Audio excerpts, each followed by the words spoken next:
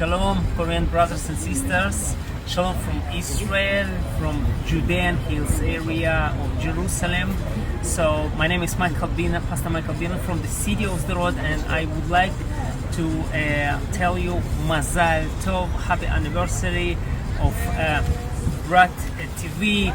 You supporters of Israel, you are voice for the heaven, and also in this such a difficult time for our country and nation, you stay for us and raising your voice also for our people. So I want to bless you, continue your way. This is God's way, and God bless Korea and this each of you. Shalom. Shalom, Bread TV. You know, since October 7, I was not watching the news and the media because all the media and all the news are using their tools against the will of God. And here is the Bread TV that is using by the hand of God. And I want to give thanks for the Lord that He gave you 10 years of anniversary. And I pray for many, many, many years ahead and fruitful and prosperity for your ministry and breaking through in a tremendous way.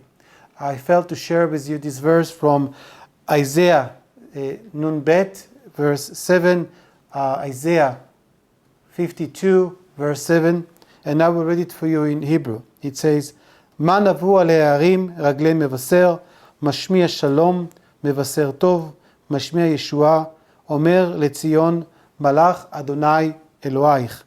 So it says how pleasant it is for the feet of the evangelist, of the person to give the good news and brings the peace and give the good news and declare salvation toward Jerusalem. So this is what I see that you're carrying in your heart, to bring the shalom of God, to bring the good news that come from the heavenly. And we all say, Baruch haba b'shem Adonai, and we all wait for Him to return. So Mazal Tov, brachot, blessings for the 10 years of the anniversary. This is Guy Cohen from Akko, Israel.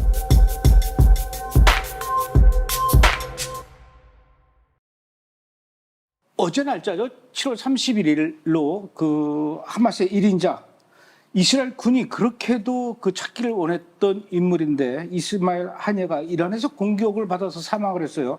이 소식부터 좀 자세하게 전해 주시죠. 네, 하마스의 정치 지도자인 이스마일 하니에가 이란의 수도인 테헤란에서 암살이 됐습니다. 이 하니에는 이란의 신임 대통령 취임 선서식에 참석하기 위해서 이란을 방문 중이었던 상황이었는데요. 이란의 신임 대통령인 이 페제시키안과 또 이란의 최고 지도자인 아야톨라 알리 하메네이를 만나고 대통령 임명 행사에 참석을 했습니다. 해당 영상을 보시면 이 신임 대통령인 페제시키안과는 아주 진한 포옹도 주고받고 서로 입맞춤도 하는 등 굉장히 친근한 모습을 보였는데 바로 이런 일이 있고 몇 시간 뒤에 사살이 된 겁니다. 이 하니에는 이란의 수도 북쪽인 심란 지역에 위치한 이란 혁명수비대 공식 영빈관에 머물고 있었는데요. 여기서 이제 하니에의 경호원 한 명과 함께 새벽 2시경에 폭격을 받아서 사망을 했다고 합니다. 이 부분에 대해서 모두가 이스라엘을 배후라고 이제 생각을 하고 있지만 정작 이스라엘은 어떠한 언급도 없는 상황입니다. 사건이 있은 이후에 이제 네타냐후 총리가 성명을 발표를 했는데 이 성명에서 뭐 다른 언급은 하고 있지만 하니에에 대한 언급은 전혀 하고 있지 않고 있고 하니에라는 이름을 언급하는 것조차도 굉장히 조심스러운 모습을 보였다고 합니다.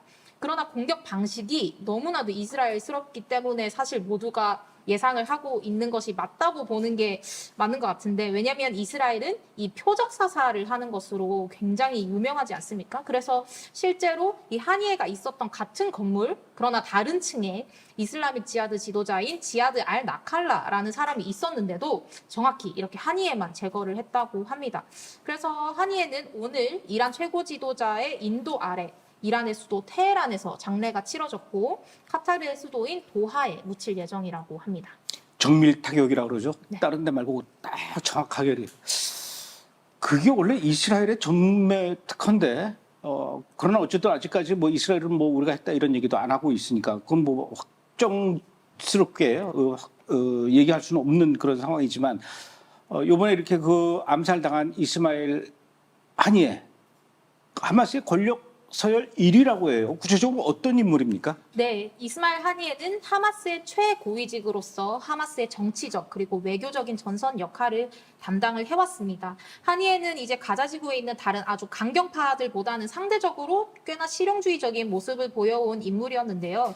공개석상에서는 뭐 이스라엘을 향해서 거친 언사도 쏟아내고 뭐 이스라엘군이 이제 전면전 들어갈 때에 이스라엘군이 가자 지구의 모래에 빠져서 죽게 될 것이다 이렇게 거친 언사를 하면서도 한편으로는 또 이스라엘과의 휴전 협상을 위해서 열심을 내기도 했습니다. 하니에는 1963년 가자 지구의 알샤티 난민 캠프에서 태어났는데요. 이 젊은 시절 하니에는 가자시티에 위치한 이슬람 대학교에서 학생 운동가로 먼저 활동을 하다가 1987년 팔레스타인 최초의 인티파다 당시 하마스가 창설되고 거기에 이제 합류를 하게 됩니다.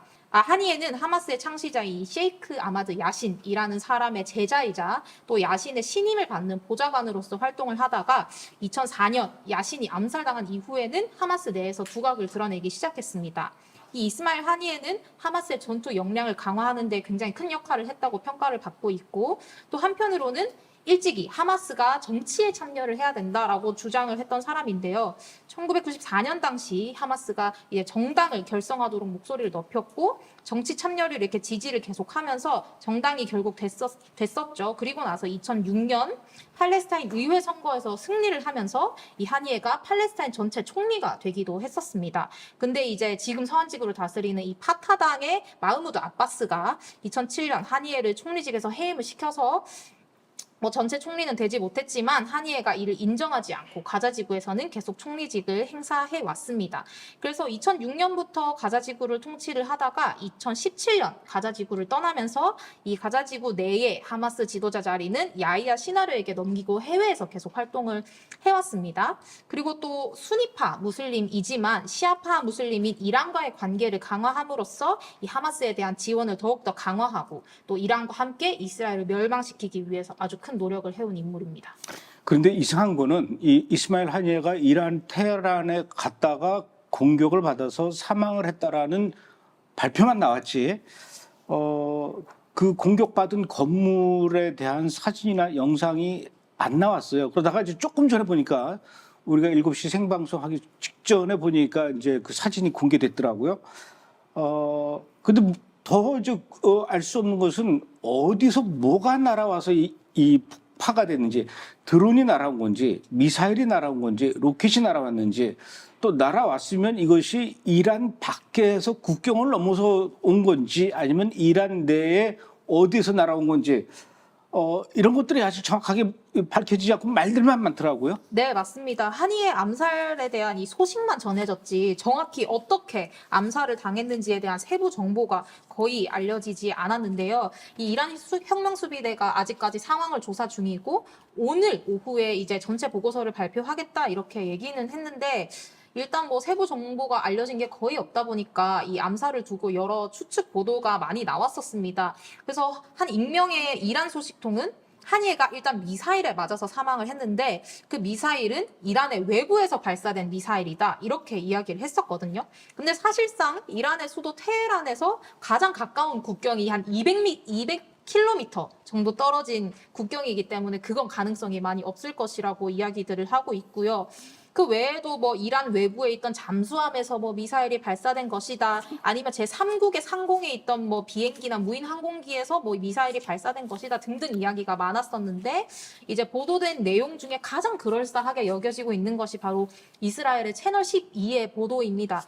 제3국에서 발사된 게 아니라 이란 내부에서 그리고 공중에서 발사된 게 아니라 땅에서부터 발사된 것이다라는 결론을 내렸는데요.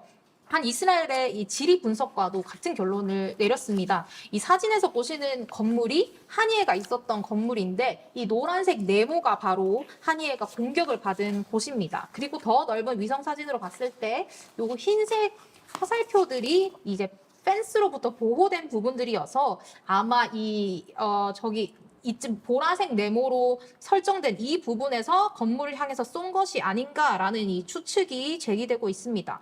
근데 뭐 참 많은 나라에서 어떻게 이런 뭐 영화 같은 일이 일어날 수 있을까 뭐 놀라워하고 있고 뭐 실제로 이란 관리들도 전혀 몰랐다가 이런 일이 있었으니까 완전히 충격에 빠지는 상황이라고 하는데요. 근데 뭐 실제로 이스라엘은 2020년 11월 당시에 이란의 최고 핵과학자였죠. 모센 파크리자데의 암살 당시에도 이 현장에 어떤 현장 요원도 이제 배치를 하지 않은 채 1분 만에 컴퓨터 기관총으로 과학자를 살해를 했고, 그 당시 함께 있었던 과학자의 아내는 또 멀쩡하게 뭐 발견되는 뭐 다른 어떤 누구도 뭐 다치지 않게 정밀한 작전을 펼친 바가 있어서 이런 건 진짜 아까 말씀하신 것처럼 이스라엘의 전매 특허가 아닌가라는 이야기들이 나오고 있습니다. 조금 전에 그 모션 파크리자데 암살 그 얘기하셨잖아요. 네. 차 안에 모션 파크리자데가 있고 그 옆자리에 30cm 떨어져 있다 그러더라고요. 아내가 있었는데 아내는 공격을 안 당했고 모션 파크리자데만 정확하게 이마에 총을 이제 관통해서 이제 이 제거가 된 이런 걸로 봐서 정말 이게 정밀 타격인데 과연 지구상에서 그렇게 할 수 있는 나라가 얼마나 될까? 더군다나 이제 이게 하늘에서 드론이 공격하는 것도 아니고 지상에서 했다면은 이거는 더 많은 장애물을 넘어서 타격을 해야 되기 때문에 만약에 이스라엘이 했다고 하면은 이건 정말 신의 경제에 이른, 어쨌든 지금 이란은 난리 났을 것 같아요. 보복하겠다 그러죠. 네, 맞습니다. 사진을 보시면 이란의 잠칼한 모스크의 모습이 보이는데요. 복수의 깃발이 걸렸습니다. 이 깃발은 카셈 솔레이마니 암살 당시에 걸려있던 깃발인데요.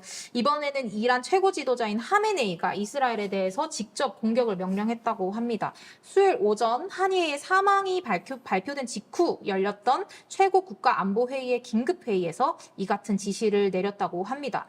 이 하메네이는 이란 혁명수비대와 또 모든 사령관들에게 전쟁이 확대되고 이스라엘이나 미국이 이란을 공격할 경우에 대비해서 공격과 방어 계획을 모두 준비하라라고 말했다고 합니다.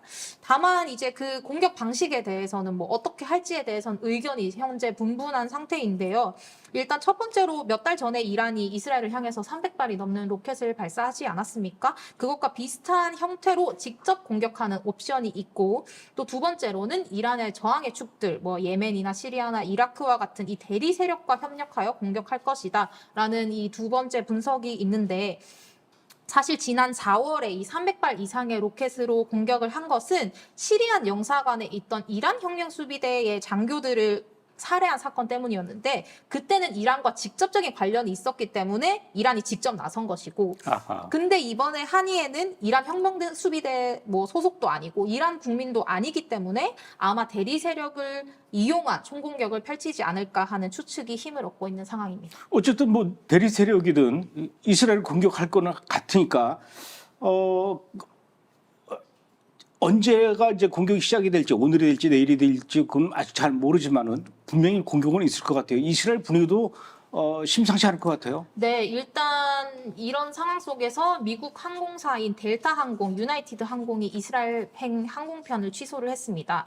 델타 항공은 내일인 8월 2일까지, 그리고 유나이티드 항공은 8월 6일까지 항공편을 취소한다라고 밝혔는데요. 각각 뭐 세계 2위와 3위 항공사이기 때문에 이들이 다른 항공사들의 취소 물결도 계속해서 이어지지 않을까 예상이 되고 있고, 이 두 항공사에 이어서 조금 전에 루프탄자와 또 플라이 두바이가 이스라엘행 항공편을 취소했다고 합니다. 네타냐후 총리도 이제 어제 3시간에 걸친 안보 회의를 마친 뒤에 대국민 TV 연설을 벌이고서는 이스라엘이 앞으로 아주 힘든 시기를 앞두고 있다라고 이렇게 좀 의미심장한 이야기를 했습니다. 총리는 이스라엘이 지난 며칠 동안 적들에게 아주 치명적인 타격을 가했다라고 평가를 했는데요. 그 타격에는 3주 전에 무함마드 데이프를 공격한 것, 제가 생방송 들어오기 전에 보니까 이제 IDF가 데이프가 사망한 것을 확정을 지었더라고요. 그래서 데이프 공격해서 사망시킨 것, 그리고 2주 전에는 예멘 후티 반군 직접 공격한 것, 그리고 헤즈볼라 지도자를 공격한 것을 가리켜서 우리가 적들에게 아주 치명적인 공격을 가했다 이렇게 평가를 했지만 한이의 공격에 대해서는 직접 언급을 하지 않았는데, 아무튼 뭐 레바논 베이루트로부터도 위협이 있고 지금 위협이 있는 상황인데 우리는 모든 시나리오에 준비되어 있다라고 밝혔고, 전쟁의 목적을 달성할 때까지 우리는 싸움을 계속하겠다라는 의지를 밝혔습니다. 이스라엘은 여러모로 최악의 경우에 대비하고 있는 상황인데요. 이스라엘의 전력회사는 공격을 받을 경우를 대비해서 장기적인 정전과 또 이를 대비할 수 있는 방안도 마련하고 있다고 합니다. 뭐 이스라엘은 뭐 지금까지도 힘든 시기를 계속 보내왔는데 앞으로도 더 힘든 시기가 기다리고 있다고 하니까 좀 걱정이 태산 같습니다. 그 제가 알고 있는 이스라엘에 있는 선교사님이 한국을 오려고 하는데 아마 못 올지도 모르겠다. 왜요? 그랬더니 공항이 아마 폐쇄될 수도 있을 것 같다. 이런 얘기를 하더라고요. 그만큼 분위기가 지금 거기가 좀 심상치 않은 것 같습니다. 그런데 제가 궁금한 게 원래 이제 그 이스마일 하니에가 이란에 계속 살던 사람이 아니고 우리가 알기로는 카타르에 살고 있지 않았었습니까? 네.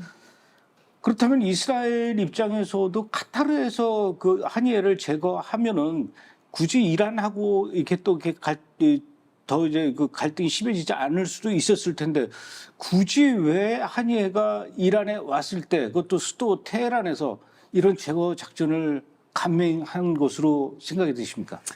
저도 이제까지 계속 기사를 보면서 뭐 다른 하마스 지도자들 예를 들면 뭐 살레 알 아루리 같은 경우에 베이루트에서 암살이 되지 않았습니까? 그래서 이런 지도자들은 이미 암살을 당했고 또 암살 시도 아래에 꾸준히 있었는데 한이에는 저렇게 공개적으로 계속 다니면서도 왜 암살되지 않고 그대로 있을까 그런 생각을 했었거든요. 아하. 근데 이제 저도 이런 생각을 하는데 뭐 이스라엘의 모사드가 왜 기회를 노리지 않았겠습니까? 이미 암살하려고 들면 카타르에서도 충분히 할 수 있었을 겁니다. 근데 굳이 하니에가 이란에 왔을 때 암살한 이유가 무엇인가에 대해서 이 예루살렘 포스트가 안 그래도 분석을 했었는데요. 첫 번째로 이스마일 하니에가 일단 이란의 안보 책임 아래에 있었기 때문이라고 이제 추측을 했습니다. 이제 이란은 다양한 대리 세력들을 내세워서 이스라엘을 공격하고 자기들은 그림자 뒤에 한 발 뒤에 물러서 있지 않았습니까? 그 하마스도 당연히 이란의 이런 충실한 대리 세력 중 하나였고요.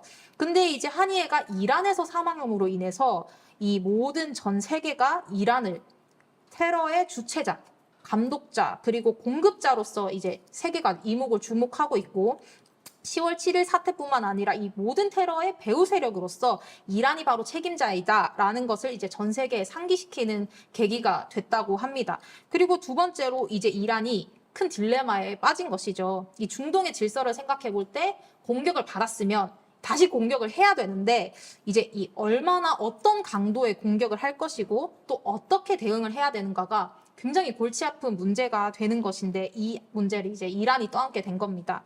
이 문제가 사실 상당히 중요해요. 왜냐하면 받은 공격에 비해서 약한 공격을 할 경우에는 중동에서 이란의 입지가 약해지고 근데 또 공격의 강도를 높이자니 전 세계의 이목이 집중되어 있고 굉장히 여러 관계가 얽혀있기 때문에 어려운 문제를 떠안게 됐습니다.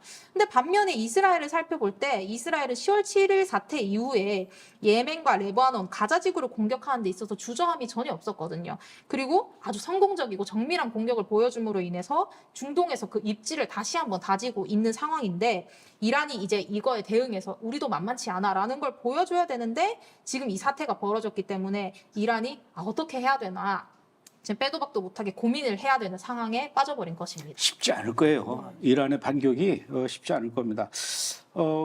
그런 측면에서 본다면 이스마일 하니에가 다른 데 돌아다닐 때는 별로 이렇게 공격하지 않다가 이란에 갔을 때 딱 그 시기를 맞춰서 공격했다라고 하면은 그야말로 이 사람들의 목숨은 이스라엘이 다 쥐고 있다 이렇게 봐도 될 것 같아요. 예.